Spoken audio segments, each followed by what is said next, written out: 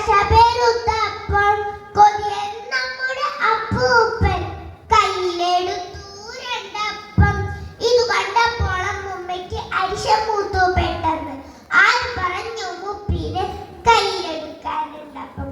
ആര് പറഞ്ഞു മുപ്പിനെ കയ്യിലെടുക്കാനുണ്ടപ്പം? അപ്പടി കയ്യിലിരിക്കട്ടെ, ഇക്കൊതി മനസ്സിലിരിക്കട്ടെ. അമ്പടി കോതേ കൊതിയെത്തി കുംഭകുലുക്കി തുള്ളാതെ. അമ്പടി കോതേ കൊതിയെത്തി കുംഭകുലുക്കി തുള്ളാതെ. എനിക്ക് വേണം രണ്ടപ്പം വിളിച്ചു കൂകി അപ്പൂപ്പൻ.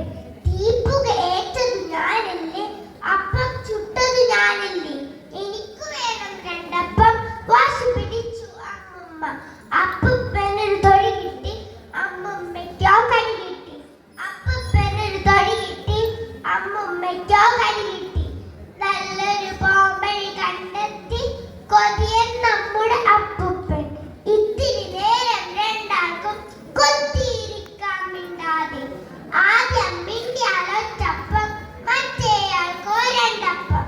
ആദ്യം മിണ്ടിയാലൊറ്റപ്പം, മറ്റേയാൾക്കോ രണ്ടപ്പം. അപ്പം കൊട്ടയിലാക്കിയിട്ട് അങ്ങേ മുറിയിൽ വച്ചിട്ട് വീട്ടുപടിക്കൽ രണ്ടാളും കൊത്തിയിരുന്നു മിണ്ടാതെ. കൂമൻ കൂവി ഇറങ്ങിയിട്ടും സൂര്യൻ ചാഞ്ഞു മറഞ്ഞിട്ടും ഇരുവരും ഒന്നും മിണ്ടിയില്ല. മിണ്ടിയ പുലിവാലാവുള്ളി. ഇരുവരും ഒന്നും മിണ്ടിയില്ല. മിണ്ടിയ പുലിവാലാവുള്ളി. പെട്ടെന്നുള്ളി അടുക്കളയിൽ മ്യാവ് മ്യാവ് വിളി കേട്ടു. അയ്യോ പൂച്ച സഹിച്ചല്ലോ. ആദ്യം മിണ്ടി അമ്മുമ്മ. അയ്യോ പൂച്ച സഹിച്ചല്ലോ. ആദ്യം മിണ്ടി അമ്മുമ്മ. അയ്യേ വണ്ടി തോറ്റല്ലോ, തുള്ളിച്ചാടി അപ്പൂപ്പൻ.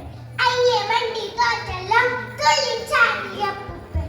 ഉണ്ടക്കണ്ണു പിടിച്ചിട്ട് നാവും നക്കി നുണഞ്ഞിട്ട് ജനലു ചാടി മറഞ്ഞേ പോയി കള്ളിപ്പൂച്ച കരിമ്പൂച്ച.